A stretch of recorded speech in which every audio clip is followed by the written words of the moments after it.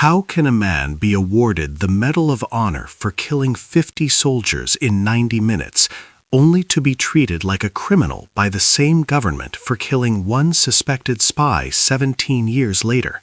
I've been researching World War II for years, and this case keeps me up at night, because Arthur Jackson's story isn't just about heroism, it's about what happens when the military decides a hero has become a problem. September 18, 1944, Peleliu Island. Arthur Jackson, 19 years old, charges 12 fortified Japanese bunkers alone. He kills 50 enemy soldiers. The Pentagon calls him the greatest combat marine of the Pacific War. September 30, 1961, Guantanamo Bay, Cuba. Captain Arthur Jackson shoots a suspected Cuban infiltrator named Ruben Sabargo. He reports it to his superiors.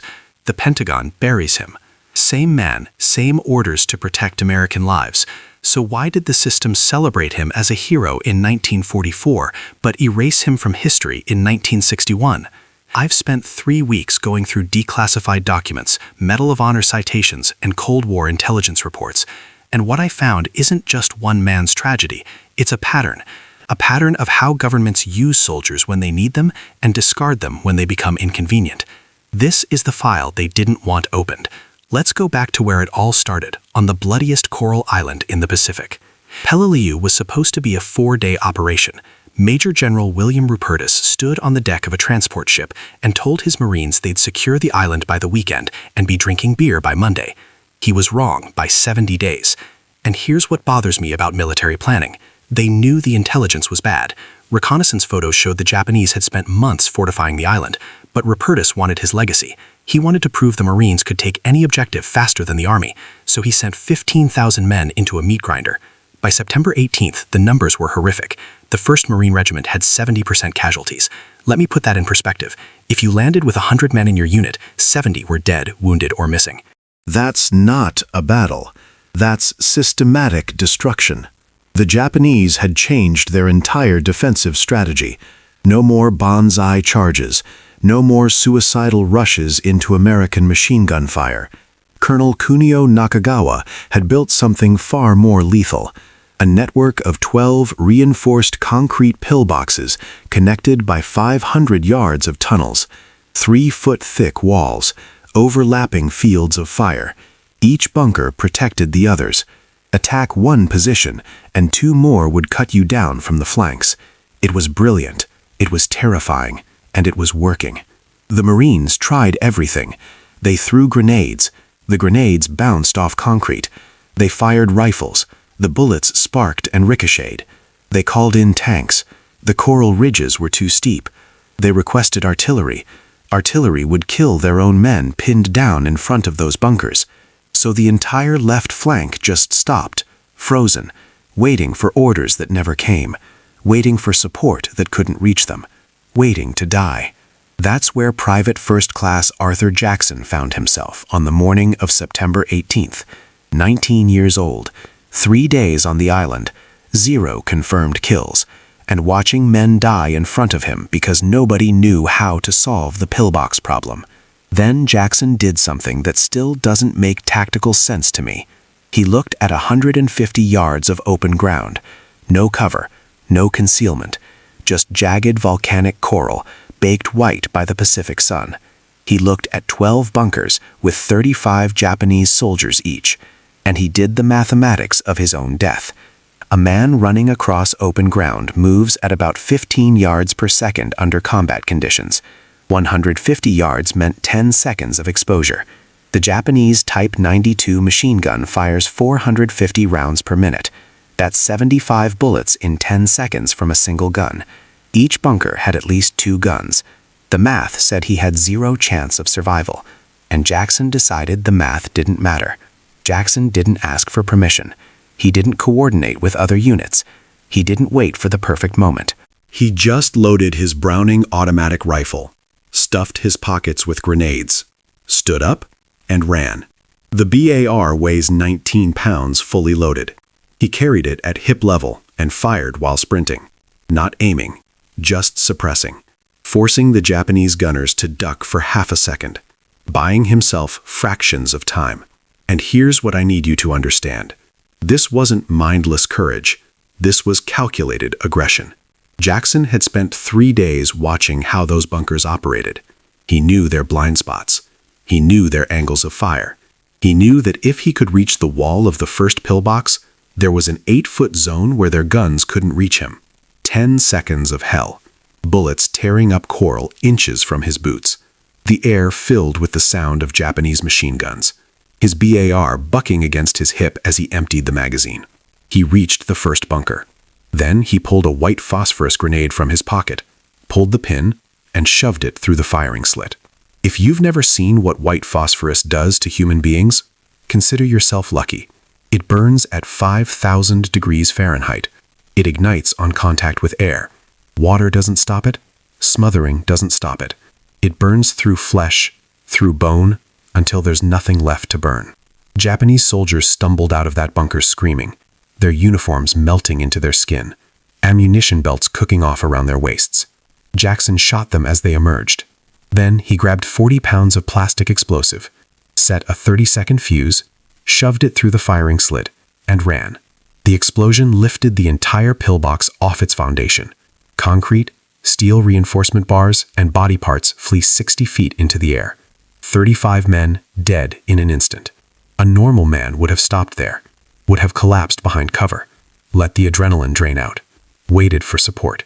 Jackson stood up, reloaded, and started walking toward the next bunker.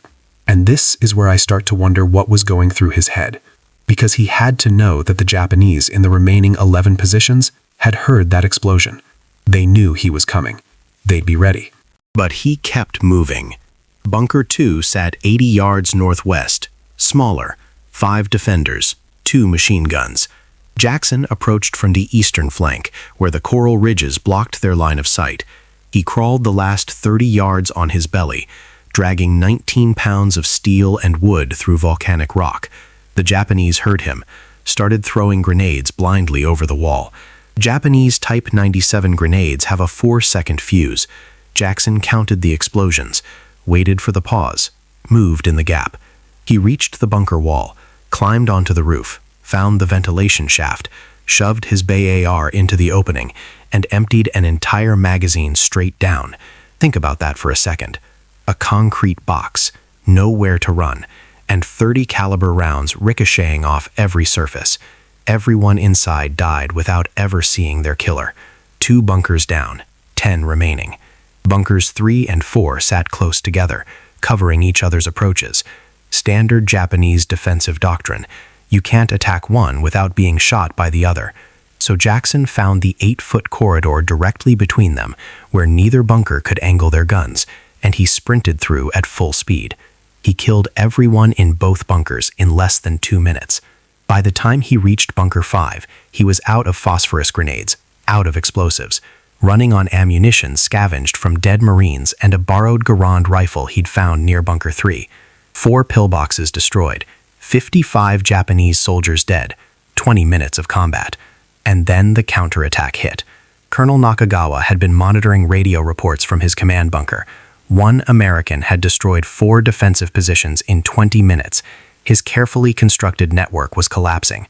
So he dispatched 40 soldiers from his reserve company with simple orders: find that Marine and kill him. Jackson didn't see them coming. He was loading his last BAR magazine when a Marine sergeant grabbed his shoulder and pointed north. 2 columns of Japanese infantry moving through the coral ridges. No banzai charge, no screaming, just disciplined soldiers advancing with rifles ready. The sergeant's squad opened fire. 6 Marines with Garands and 1 BAR that jammed after 3 rounds. Jackson stepped into the gap. He braced his BAR against a coral outcrop and fired in controlled bursts. 5 rounds. Pause. Breathe. 5 rounds. He couldn't afford to waste ammunition. Every bullet had to count.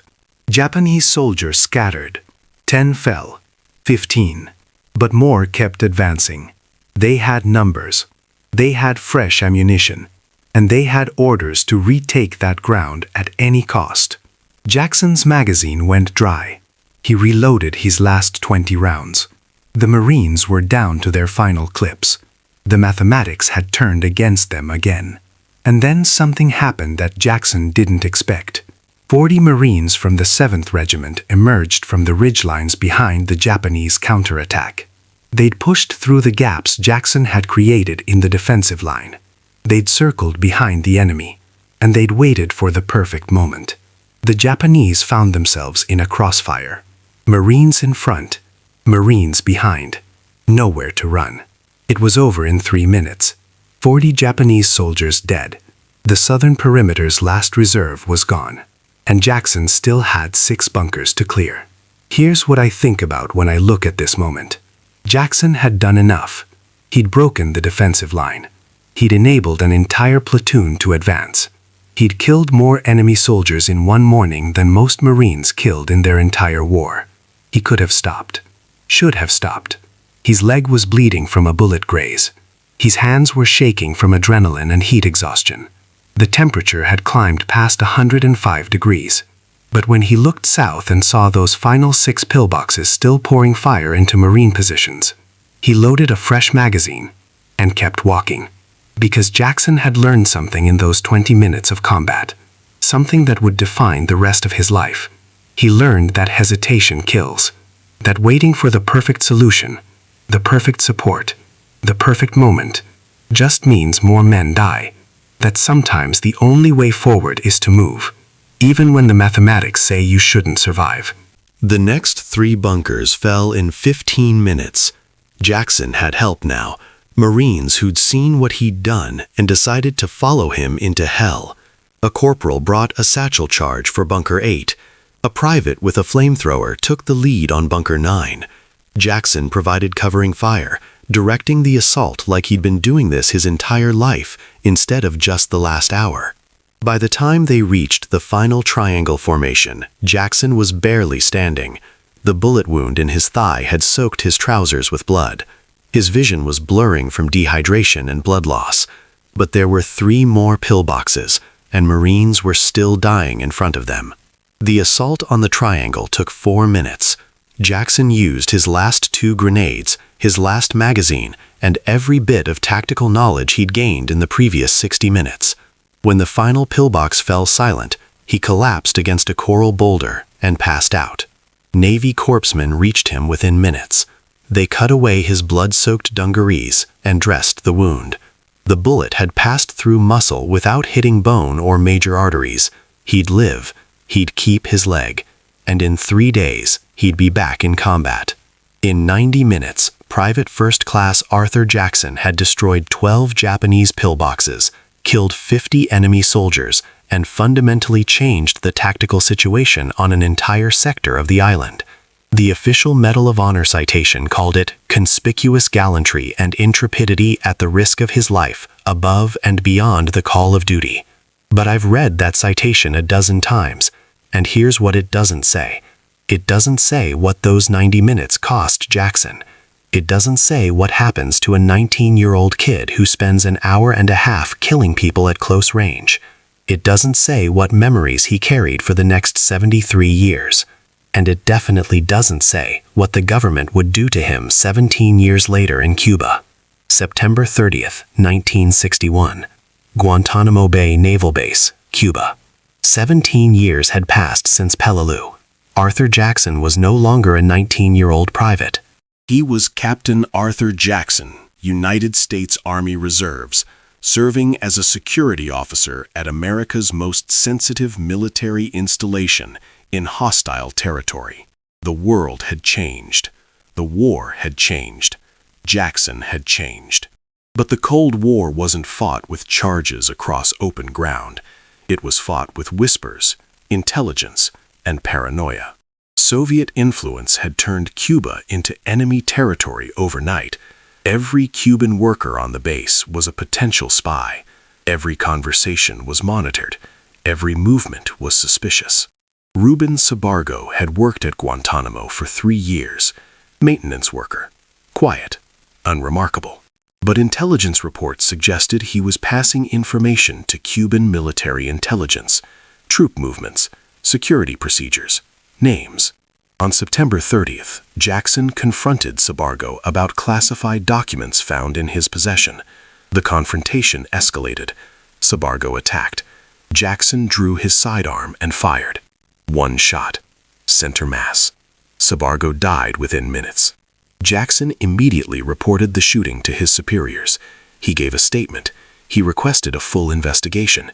He asked for a court-martial to clear his name officially. And here's where the story gets dark. The Marine Corps denied his request. The Army transferred him stateside. The Pentagon classified the entire incident, and Jackson's career effectively ended. Now, let me tell you what I think is really going on here, because the official record doesn't make sense. In 1944, Jackson killed 50 men and got a Medal of Honor. In 1961, he killed one suspected spy in self-defense and got buried. Same man, same mission, protecting American lives. So what changed? Politics changed. The Kennedy administration was trying to maintain diplomatic pressure on Castro's Cuba without escalating into direct conflict.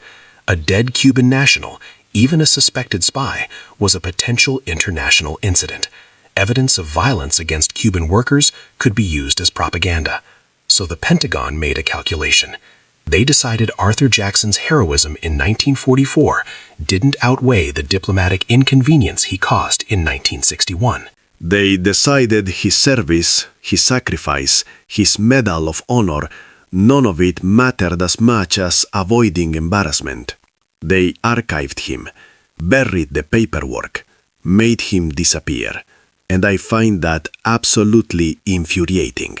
Because the same institution that created Jackson as a killing machine in 1944, that trained him to make split-second life-or-death decisions, that rewarded him for aggressive action in combat, suddenly decided in 1961 that he'd done something wrong. Jackson requested a court-martial. Think about that. He wanted his day in court. He wanted to present evidence. He wanted the truth on record, and they denied him that basic right. For decades, Arthur Jackson lived with that injustice. He moved to Portland, worked for the Postal Service, delivered mail, walked with a limp from the bullet wound on Peleliu, carried a deeper wound from Guantanamo. His neighbors had no idea he had a Medal of Honor in his closet. He never talked about it, never wore it, never brought it up at block parties or family gatherings. And I think I understand why. Because what's the point of a medal when the institution that gave it to you later treats you like you're disposable? Arthur Jackson continued serving in the Army Reserves until 1984. 40 years of military service. He rose to captain. He trained younger soldiers. He kept his head down and did his job. And slowly, over decades, something shifted. In the 1990s, Jackson started speaking publicly about his experiences. He visited schools. He talked to veteran groups. He shared what he'd learned about courage, fear, and the cost of survival. In 2011, at age 86, he visited the USS Peleliu, an amphibious assault ship named after the battle where he'd earned his medal. He stood on the deck in front of 1,000 sailors and Marines assembled in the hangar bay, and he didn't talk about the 50 men he killed. He didn't talk about the 12 bunkers. He talked about the men who didn't come home, the Marines who died on that coral island, the cost of victory that nobody wants to remember. He presented the ship's captain with his Medal of Honor flag, one of only 2 flags each recipient receives. The captain had it framed and placed in the ship's Hall of Heroes, alongside photographs of the 8 other Marines who earned the Medal of Honor at Peleliu. Jackson was the last living recipient from that battle. On June 14, 2017, Arthur Jackson died in Boise, Idaho. He was 92 years old. Marine Corps body bearers carried his flag-draped coffin, full military honors, 21-gun salute, taps played at sunset. So let me answer the question I asked at the beginning. Was Arthur Jackson a hero or a criminal? I think he was neither, and I think he was both. He was a 19-year-old kid who did the impossible because nobody else could. He was a soldier who followed orders his entire life and got punished when those orders became inconvenient.